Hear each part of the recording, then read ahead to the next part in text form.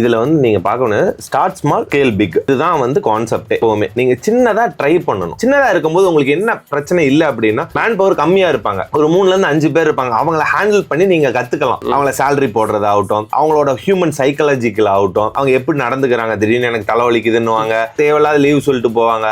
இந்த மாதிரியான ப்ராப்ளம்லாம் நீங்க ஃபேஸ் பண்ணி சந்திச்சு கத்துக்குவீங்க. அப்போ உங்களுக்கு ஒரு எக்ஸ்பீரியன்ஸ் கிடைக்கும். அப்ப அந்த எக்ஸ்பீரியன்ஸை வச்சு தான் நீங்க அடுத்த லெவலுக்கு மூவ் ஆகணும். நம்ம எக்ஸ்பீரியன்ஸே இல்லாம இந்த உணவுத்துறைக்குள்ள வரனாலதான் இந்த உணவுத்துறை வந்து ஃபெயிலியர்னு எல்லாம் பயப்படுறாங்க. அப்ப நம்ம என்ன பண்ணணும்னா, ஃபர்ஸ்ட் ஒரு காஃபி ஷாப் ஸ்டார்ட் பண்ணா கூட அங்க போய் ஒரு அசிஸ்டண்டா வேலை பாருங்க. 6 மாசம் உங்க டைமை ஸ்பெண்ட் பண்றதுனால எந்த விதமான ப்ராப்ளமும் உங்களுக்கு இல்லை, எந்த விதமான லாஸ் இல்ல. ஃபர்ஸ்ட் ஒரு 6 மந்த் ஒரு இடத்துல போய் ஒர்க் பண்ணுங்க. பொறுமை வந்து ரொம்ப ரொம்ப கம்மியா இருக்குது. உள்ள வந்தோடனே ப்ராஃபிட் பண்ணணும், உள்ள வந்தோடனே லாபம் எடுக்கணும் அப்படின்னு நினைக்கிறதா மிகப்பெரிய தப்பு. பொறுமையா இருந்தீங்க அப்படின்னா சூப்பரா இந்த பிசினஸ் நடக்கும், நீங்களும் நல்ல ப்ராஃபிட் பண்ணலாம். அதனால சின்னதா ஸ்டார்ட் பண்ணுங்க, பெருசா வளருங்க. அதான் நம்ம சொல்றது.